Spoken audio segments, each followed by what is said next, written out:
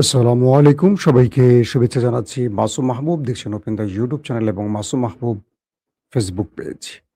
পৃথিবীর যেই প্রান্ত থেকে যারা দেখছেন সবার জন্য শুভকামনা, ভালোবাসা।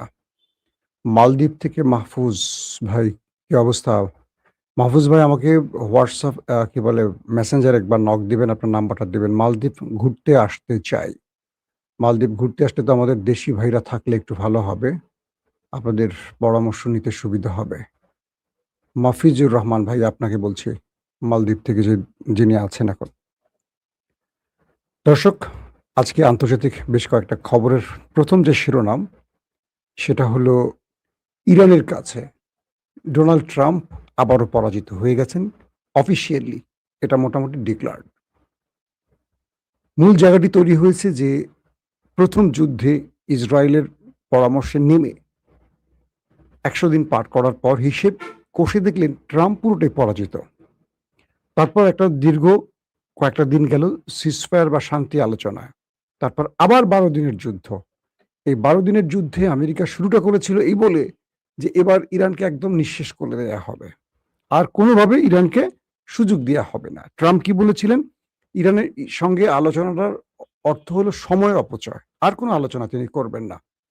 সেই ট্রাম্প আবারও কাতার এবং পাকিস্তানের পা ধরে ইরানের সাথে আলোচনা করতে বসতে চান। তার মানে রেজাল্ট হয়ে গেছে। এটা কি বলবো আমরা? ১ গোলে না ৫ গোলে? ইরান জয়ী, ট্রাম্প শূন্য। আসেন আরো অনেকগুলো খবর থাকবে। সব মিলে আমি ধারাবাহিক কয়েকটা গুরুত্বপূর্ণ খবর দিই। লম্বা শিরোনাম আজকে না দেই। আ তেহরান বলছে, ইরান আরকি। ইরান বলছে যুদ্ধ কখন শেষ হবে? এটার সময় আমরা নির্ধারণ করব। আমেরিকা নয়। এই একটি জায়গায় আটকে গেছে আমাদের ট্রাম্প কাকু। ইরান বলছে যে ইসরায়েলের প্রভাবে শুরু হওয়া ৫ মাসের যুদ্ধের পর, মানে ইসরায়েলের প্ররোচনায় আমেরিকা যে যুদ্ধটি করল ৫ মাস যুদ্ধের পর, যুক্তরাষ্ট্র আটকে পড়েছে এবং হিমশিম খাচ্ছে এবং অনিবার্যভাবে এখন মূল্য দিতে শুরু করেছে। এটা হলো ইরানের বক্তব্য আমেরিকাকে নিয়ে। কি বলছে? যে আমেরিকা বারবারই ইসরায়েলের প্ররোচনায় যুদ্ধে নামছে, কিন্তু বারবারই যুদ্ধে আটকে পড়ছে চোরাবালিতে। তারপর আবারও দম নেয়ার জন্য একটা যুদ্ধবিরতি করে। তারপর যখন একটু দম ফিরে পায় আবার আসে, আবার মার খেয়ে আবার একই কাজ করে। ইরান বলছে এবার খুব সহজে তাদেরকে ছাড় দেব না এবং আমরা চাইলে যুদ্ধ বন্ধ করব না। তারা যেহেতু যুদ্ধ বারবার শুরু করছে, আমরা করছি না, তারা করছে। এবার শেষটা আমরা করব। তাদের ইচ্ছে যুদ্ধ বন্ধ হবে না, আমাদের ইচ্ছায় বন্ধ হবে। যুক্তরাষ্ট্র ইরানের বিরুদ্ধে গোলাবর্ষণ থেকে বিরত থাকায়, অর্থাৎ আমেরিকা ইরানের সাথে আর পেরে না ওঠায়, প্রচুর যুদ্ধাস্ত্র হারিয়ে, সামরিক অস্ত্র হারিয়ে, সেনা হারিয়ে অনেকটা অকেজো হয়ে পড়েছে মার্কিন সেন্টকম। আজকে মার্কিন সেন্টকম বলছে ট্রাম্পকে যে এই যুদ্ধটা আমাদেরকে আর কোনো বিজয়ের সম্ভাবনা দেখাচ্ছে না। গতকালকে আপনাদের বললাম মার্কিন চিফ অফ স্টাফ ডেইন কেনের বক্তব্যের কথা। আজকে যিনি সেন্টকম, সেন্ট্রাল কমান্ডের যিনি প্রধান, তিনি বলছেন এই হরমুজ অভিযান, মানে আমেরিকা যে হরমুজ অভিযানে এসছে, এই হরমুজ অভিযান আমাদের জন্য কোনো কিছু বয়ে আনবে না। পরাজয় ছাড়া আমাদের কিচ্ছু নেই। দুজন সামরিক বাহিনীর একদম টপ পোস্ট, একজন হলেন পুরো সামরিক বাহিনীর চিফ অফ স্টাফ ডেনকেন, আরেকজন এই যুদ্ধটা যিনি মূল পরিকল্পক সেন্টকমের বা সেন্ট্রাল কমান্ডের প্রধান, তিনি বলছেন যে হরমুজ প্রণালীর এই অভিযান আমাদের ব্যর্থতা বা পরাজয় ছাড়া কিছু না এবং এইখান থেকে আমাদের কোনো বিজয় বা লাভের কিছু নাই। এই দুটো বক্তব্যে স্পষ্ট হয়ে গেছে মার্কিন যুক্তরাষ্ট্রের প্রশাসন দুটো ভাগ হয়ে গেছে। একটি ইসরায়েলপন্থী, অন্যটি আমেরিকাপন্থী। আমেরিকাপন্থীতে কারা আছেন?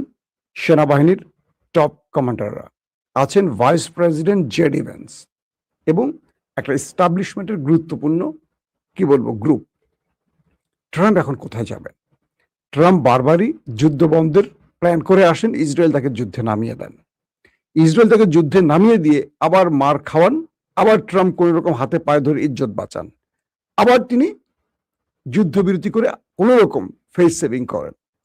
তো এই অবস্থায় এখন যেই অবস্থাটি তৈরি হয়েছে যে সেন্টকম বলছে এই যুদ্ধে আমরা প্রচুর অস্ত্র হারিয়েছি, আমাদের অ্যাটাকিং হেলিকপ্টার ধ্বংস হয়েছে, আমাদের মূল্যবান, পৃথিবীর সবচেয়ে মূল্যবান ড্রোনগুলো ধ্বংস হয়েছে, রাডার সিস্টেম ধ্বংস হয়েছে, প্যাট্রিয়ট থার্ড ধ্বংস হয়েছে, মার্কিন সামরিক বাহিনীর গুরুত্বপূর্ণ সিস্টেমগুলো যেগুলো আমাদের ঘাঁটিতে ছিল সব ধ্বংস হয়েছে, ইন্টেলিজেন্স সোর্স ধ্বংস হয়েছে, কমিউনিকেশন সিস্টেম ধ্বংস হয়েছে, প্রচুর সেনা ওপারে গেছে। আমাদের কি পেলাম এই লড়াইটা শেষে এসে? আমরা যখনই আক্রমণ করি, হরমুজ বন্ধ করে দেয় ইরান। আমরা কি হরমুজ খুলতে পেরেছি? পারিনি। কারণ এই হরমুজে কৌশলগত কারণে ইরানকে পরাজিত করা যাচ্ছে না বা যাবে না। আত্মসমর্পণ হয়ে গেল সেন্টকমের। তো বলা হচ্ছে যে আমেরিকা শেষ পর্যন্ত গত 3 দিন ধরে, প্রায় 2 সপ্তাহ ধরে তারা যে লড়াইটা করলো, 12 দিন ধরে যে লড়াইটা তারা করলো, 12 থেকে 13 দিন, সেটা তারা বন্ধ করে দিয়েছে, যেহেতু তারা পারছে না ইরানের সাথে। তো ইরান যখন দেখলো তার উপর আমেরিকার আক্রমণ করছে না, তখন তারাও আক্রমণ বন্ধ করে দিয়েছে আমেরিকার উপর। তো রাষ্ট্রপতি ডোনাল্ড ট্রাম্প সামরিক বাহিনীর গোলা বারুদ কমে আসার যে সংবাদটি বিভিন্ন গণমাধ্যমে আসছে, সেটাকে না বলে দিয়েছেন, বলছেন এটা অস্বীকার করেছেন এক কথা। অর্থাৎ মার্কিন যুক্তরাষ্ট্রের সামরিক বাহিনীর বরাত দিয়ে আমেরিকার গণমাধ্যমগুলো বলছে যে দেশটির ভেতরে, মানে আমেরিকার ভেতরে গোলা বারুদের পরিমাণ কমে গেছে, তাদের মিসাইল স্টোরেজ ইরান ধ্বংস করে ফেলেছে, যেটা একটু আগে বললাম যে তাদের প্রচুর যুদ্ধাস্ত্র ধ্বংস হয়ে গেছে। তো এটি আমি বলছি না, আমেরিকার গণমাধ্যম বলছে, আমেরিকার ইন্টেলিজেন্স সোর্সের তথ্যের আলোকে। তো ট্রাম্প বলছেন গণমাধ্যমে যে সংবাদটা আসছে এটা ঠিক নয়, এটা ভুল, মিথ্যা। যুক্তরাষ্ট্রের মজুদ বিশাল এবং প্রয়োজনের চেয়ে বেশি অস্ত্র এখনো বহাল বা মজুদ আছে তাদের কাছে। তার মানে ট্রাম্প নিজেকে বাঁচাবার জন্য এই মিথ্যাগুলো বলছেন। পিট হেগসেট, ট্রাম্পের যুদ্ধমন্ত্রী, প্রতিরক্ষা মন্ত্রী, পেন্টাগনের প্রধান, তিনি বলছেন যে ইরান কিভাবে আমাদের উপর এত বড় আক্রমণ করছে, কোন তথ্যের আলোকে করছে, কোন মিসাইল তারা ব্যবহার করছে, আমরা বুঝতে পারছি না। যে মিসাইলগুলোকে আমরা ইন্টারসেপ্ট করতে পারছি না, যে মিসাইলগুলো ঢুকে সব ধ্বংস করছে, আমরা টের পাচ্ছি না। আমাদের থার্ড প্যাট্রিয়ট ইন্টারসেপ্ট করতে গিয়ে ক্লান্ত হয়ে গেছে, কিন্তু সঠিকভাবে সেই মিসাইল অ্যাটাক ধ্বংস করতে পারছে না। তাদের খাইবার শেখান বা তাদের আরো যে মিসাইলগুলো, এগুলো এত আপডেট ভার্সন ব্যবহার করছে ইরান এই মুহূর্তে, যেগুলোর সম্পর্কে আমরা আসলে ধারণা রাখছি না। তার বক্তব্যটা হলো এরকম যে ইরান এই মুহূর্তে যে মিসাইলগুলো ব্যবহার করছে, তাদের যে রিসেন্ট তৈরি যে মিসাইলগুলো, তার কিছু অংশ তারা ব্যবহার করেছে এবং এগুলোকে তারা ইন্টারসেপ্ট করতে পারেনি। এগুলো অনায়াসে জর্দানে, বাহরাইনে, কুয়েতে, কাতারে তাণ্ডব চালিয়ে আসছে। দর্শক, এই পরিস্থিতির মধ্যে ইসরায়েল আমেরিকা এই যুদ্ধ থেকে যেন ফিরে না আসে, এই বিষয়টি তিনি আবারও ইনশিওরের চেষ্টা করছেন। অর্থাৎ আবারও ট্রাম্পকে তিনি বোঝাচ্ছেন যে তিনি, মানে ইসরায়েল আবার ট্রাম্পের সাথে বৈঠকে বসতেছে এবং তার মূল টার্গেট আবার ওই যুদ্ধটা কন্টিনিউ করা। এবং তিনি বলছেন, নেতানিয়াহু, যে আমার সাথে ট্রাম্পের যে বৈঠকটি হতে যাচ্ছে, সেখানে মূল ব্যক্তি, মূল দেশ বা মূল আলোচনার কেন্দ্রটি হবে ইরান। অন্যদিকে নাবলুস, রামাল্লায়, হেভরন এবং পূর্ব জেরুজালেমের মতো গুরুত্বপূর্ণ এলাকাগুলোতে ইসরায়েলি সৈন্য ও বসতি স্থাপনকারীদের অনুপ্রবেশ তীব্রতর হওয়ায় অধিকৃত পশ্চিম তীর জুড়ে অভিযান, গ্রেফতার এবং ঘরবাড়ির ধ্বংসের ঘটনা বাড়ছে। মানে একদিকে ট্রাম্প যখন ফিরে যাবেন, তখন নতুন করে আরেকটি ওয়েস্ট ব্যাংকে আর কি নতুন করে আরেকটি যুদ্ধক্ষেত্র তৈরি করছে এখন মিস্টার ট্রাম্প, কি বলে মিস্টার নেতানিয়াহু। মানে সে বুঝতেছে যে তাকে এখন আরেকটা পথ খুলতে হবে। অন্যদিকে সাপ্তাহিক সংবাদ সম্মেলনে তেহরান যুক্তরাষ্ট্রের যুদ্ধের সমাপ্তি নির্ধারণ করতে দেবে না, এমন একটি ঘোষণা দিয়েছে তাদের মার্কিন যুক্তরাষ্ট্রে থাকা ইরানের প্রতিনিধি, অর্থাৎ পররাষ্ট্র মন্ত্রণালয়ের মুখপাত্র ইসমাইল বাঘাই। ইরানের দাবি এবং ইরানের বিরুদ্ধে আমেরিকার আগ্রাসী যুদ্ধ বন্ধের জন্য পাকিস্তান ও কাতারের আলোচনা পরিকল্পনা বিষয়ে যুক্তরাষ্ট্রের প্রতিক্রিয়া সম্পর্কে এক প্রশ্নের জবাবে মুখপাত্র বলেন, আমি জানি না আপনারা কিভাবে ভাবছেন যে তারা এই যুদ্ধটি পরিচালনা করবে। যে যুদ্ধটি ইরানকে আত্মসমর্পণ করতে বাধ্য করার জন্য শুরু হয়েছিল, কিন্তু তারা গত 5 মাস ধরে এই চোরাবালিতে আটকে গেছে। মানে আমেরিকা ইরানকে আত্মসমর্পণে বাধ্য করার জন্য যুদ্ধটা শুরু করে নিজেরাই এখন আত্মসমর্পণে বাধ্য হয়েছে চোরাবালিতে আটকে গিয়ে। ইসমাইল বাঘাই একদম স্পষ্ট কথাটি বলছেন এবং তিনি বলছেন ইরানের সঙ্গে ইসলামাবাদ সমঝোতা স্মারক লঙ্ঘন করে যুক্তরাষ্ট্র 1 বছরে তৃতীয়বারের মতো কূটনীতির সঙ্গে বিশ্বাসঘাতকতা করেছে। অর্থাৎ ইসলামাবাদ চুক্তি ইরানের সাথে আমেরিকা যেটি করেছিল ট্রাম্প এবং মাসুদ পেজেশকিয়ানের মধ্যে, তারা বলছে যে 1 বছরে ট্রাম্প এটি তৃতীয় বিশ্বাসঘাতকতা যে তারা চুক্তি করে সেটা লঙ্ঘন করছে।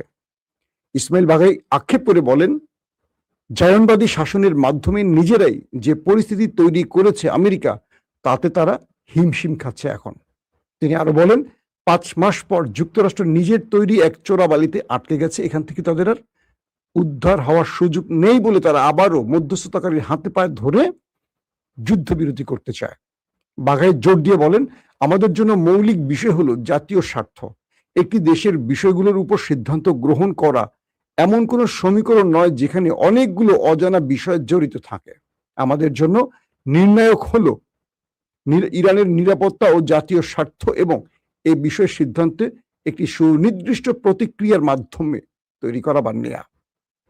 আমরা আশা করি বুঝতে পারছি বিষয়টি যে ইরান আমেরিকার মূল দুর্বল জায়গা ধরে ফেলেছে এবং এখান থেকে আর নিস্তার নেই আমার ট্রাম্প চাচ্চুর। তারা এখন মোটামুটি নিজেরাই ধোলাই দেওয়ার চেষ্টা করছে ট্রাম্পকে কোন কোন পন্থায়। দর্শক, তো এই পরিস্থিতির মধ্যে আবার সিরিয়া নিয়ে একটু উত্তপ্ত হয়ে উঠছে। সিরিয়া বলছে সিরিয়ার বাশার আল আসাদের পরবর্তী প্রজন্ম আমাদের জোলানি বাহিনী আহমেদ আল সারার, তিনি বলছেন প্রয়োজনে তিনি ইসরায়েলের সাথে বসবেন। এটা নিয়ে অনেক গণমাধ্যম বলছে যে বিশ্বাসঘাতক, দ্বিতীয় বিশ্বাসঘাতক কি জোলানি। আমি এটার উপর আজকে সারাদিন বেশ কিছু আউটলেট চেক করেছি। মূলত এটি একটি কৌশল, রাজনৈতিক কৌশল নিয়েছে আহমেদ আল সারার। তার উদ্দেশ্যটা হলো যে সিরিয়ার বিশাল গোলান মালভূমি দখল করেছে ইসরায়েল, এটাকে ফেরত নিতে তিনি তাদের সাথে একটা চুক্তি করতে চান। অর্থাৎ ইসরায়েলের সাথে এমন একটা চুক্তি করবেন যে চুক্তির মাধ্যমে ইসরায়েল সিরিয়াতে কোনো হামলা করতে পারবে না এবং সিরিয়ার যে অঞ্চলগুলো আজকে না, এটা বহু কয়েক যুগ আগ থেকে দখল করে রেখেছে ইসরায়েল গোলান মালভূমি, জানেন এটা এখন সাম্প্রতিক সময় না। সাম্প্রতিক সময় কিছু অঞ্চলে তাদের সেনা ঢুকেছে, সেখানে আবার তুরস্ক বাধা হয়ে দাঁড়িয়েছে। কিন্তু বর্তমানে জোলানি বাহিনী চাচ্ছে সিরিয়ার গোলান মালভূমি থেকে যে অঞ্চলগুলো ইসরায়েল বহু বছর ধরে দখলে রেখেছে এগুলো ফেরত নিতে। তো এগুলো ফেরত নেওয়ার জন্য তিনি ইসরায়েলের সাথে একটা চুক্তি করতে চান। অর্থাৎ এখানে দুটো কাজ করতে চান, এক ঢিলে দুটো পাখি মারতে চান জোলানি। এক, চুক্তির নাম করে ইসরায়েলকে সরাবেন এখান থেকে, কারণ ইসরায়েল ব্যাপক ডিস্টার্ব করছে সিরিয়াতে। নতুন একটি অন্তর্বর্তীকালীন সরকার তার কাজগুলোকে খুব স্মুথলি করতে পারছে না, প্রায়ই ইসরায়েল হামলা করছে বিভিন্ন পয়েন্ট থেকে, বিভিন্ন প্রক্সি ঢুকিয়ে সিরিয়ার মধ্যে অশান্তি তৈরি করছে। তো এই কৌশলটি নিতে চায় যে একটা আলোচনা বা শর্ত বা একটা চুক্তির মধ্য দিয়ে ইসরায়েলকে সিরিয়া থেকে দূরে রাখা। এক, দুই, গোলান মালভূমিকে ফেরত নেওয়া, যেটা সিরিয়ার মুসলিম ভূমি। তো এই দুটোর জন্য তাদের সাথে একটা চুক্তি করতে চায়। এখন এটাকে আপনি কিভাবে দেখবেন? ধরেন বাংলাদেশের রংপুর বা সিলেট, দুটো গুরুত্বপূর্ণ বিশাল অঞ্চল ভারত দখল করে ফেলেছে, তার শক্তি আছে, দখল করে ফেলেছে। আমার দেশ পারেনি সেটা রক্ষা করতে, দীর্ঘদিন পারেনি। তো ধরেন শেখ মুজিবের সময় চলে গেল, জিয়াউর রহমানের সময় চলে গেল, বেগম জিয়ার সময় চলে গেল, আবারও হাসিনার সময় চলে গেল, কেউ এই ভূমিগুলো ফেরত নিতে পারেনি। তারেক রহমান ক্ষমতায় বসে চিন্তা করছেন যে ওদের সাথে শত্রুতা না করে যদি একটা আলোচনা করে এই অঞ্চলগুলো ফেরত নিতে পারি এবং ওরা আমার দেশের মধ্যে যেই ষড়যন্ত্র, এখান থেকে যদি ওরা সরে যেতে পারে একটা আলোচনার মধ্য দিয়ে, তাহলে দেশের ভূখণ্ড ফেরত এবং দেশের মধ্যে শান্তি শৃঙ্খলা ফিরিয়ে আনার একটা কাজ হতে পারে। ঠিক এই উদ্দেশ্যটা আহমেদ আল সারার। এই পর্যন্ত বিভিন্ন গণমাধ্যমের তথ্য এটুকু আমি বুঝতে পেরেছি। কারণ আহমেদ আল সারার কখনো ইসরায়েল পন্থী হতে পারে না। যারা বলছেন যে তিনি ইসরায়েল পন্থী, মার্কিন পন্থী, তারা ভুল। তিনি কোন পন্থী সেটা বুঝতে গেলে আপনাদেরকে একটু তুরস্কের তুরস্কের দিকে নজর রাখতে হবে। তুরস্ক কি চাইছে? মূলত সিরিয়া তাই চাচ্ছে যেটা এরদোয়ান চাইছে। আর এরদোয়ান কি চাইছে? সেটা হয়তো আপনারা অনেকে বোঝেন ইতিমধ্যে। তো দর্শক, আশা করছি যে সিরিয়াতে ইসরায়েল যদি চুক্তি করে এটা সিরিয়ার জন্য উপকার হবে।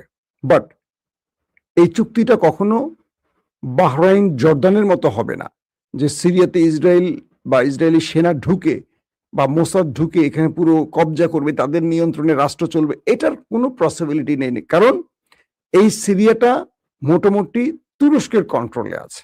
তুরস্ক তাদের স্বাধীন করে দিয়েছে সকল শত্রুকে পিটিয়ে। যেখানে তুরস্ক সেখানে সিরিয়া থাকবে না, সেখানে নেতানিয়াহু থাকবে না, যেখানে এরদোয়ান আছে। এটা মনে রাখতে হবে আপনাকে। আপনি কার তথ্য, কোন গণমাধ্যমের তথ্য দেখবেন আমি জানি না। মনে রাখবেন, যেখানে নরেন্দ্র মোদী সেখানে জামাত থাকতে পারে না। বিএনপি, আওয়ামী লীগ থাকতে পারে, কিন্তু জামাত থাকবে না। কারণ ভারতের প্রধান শত্রু হলো জামাত ইসলাম। ভারত জানে জামাত ইসলামের উদ্দেশ্য কি, আর বাকি রাজনৈতিক দলের উদ্দেশ্য কি সেটা ভারত ভালো করে জানে। তাই তাদেরকে 5 বছর পর অন্তর অন্তর ক্ষমতায় একজন একজনকে বসাবে, কিন্তু জামাতকে বসাবে না, ইসলামী দলগুলোকে বসাবে না। তো কি করে আহমেদ আল সারারের মতো একজন ইসলামপন্থীকে এই ইসরায়েল মেনে নেবে? তো এখন যে আহমেদ আল সারার, তিনি খুব পড়াশোনা করা একজন লোক, তিনি একটা রাজনৈতিক অসাধারণ চাল দিয়ে বর্ষতা স্বীকার করতে বাধ্য করা। আর ইসরায়েল যদি এই কাজে সিরিয়ার পাশে থাকে, আপনি মনে করবেন এই সিরিয়া আগামীতে ফিলিস্তিনের জন্য অনেক বড় যে লিখে রাখেন, যদি আমি বেঁচে থাকি তো ভালো, যদি না প্রমাণ পাবেন। কারণ সিরিয়া স্পষ্ট বলছে লেবাননের উপর সিরিয়ার হামলা, কি বলে, ইসরায়েলের হামলা তারা এটা মেনে নিতে পারে না, বা নিতে পারবে না, বা নেবে না। মানে লেবাননের উপর যে ইসরায়েল হামলাগুলো করছে এটা মানবে না সিরিয়া, আহমেদ আল সারার। তো তুরস্কের একটা অসাধারণ, মূলত জোলানি ইসরায়েলের সাথে এই খেলাটা মারছে, বা এই খেলা, এটা সৌদি আরবের আভরাম অ্যাকর্ডের সিগনেচার নয়, এটা হলো রাষ্ট্রের ভূখণ্ড পাওয়ার একটা কৌশল। এমনটি বিভিন্ন গণমাধ্যম বা রাজনৈতিক বিশ্লেষকরা দাবি করছেন। দর্শক, এখনকার মতো বিদায় নিচ্ছি। ইনশাআল্লাহ আজ রাতে আপডেট খবর নিয়ে হাজির হওয়ার চেষ্টা করব। সে পর্যন্ত প্রত্যেকে ভালো থাকবেন। আল্লাহ হাফেজ।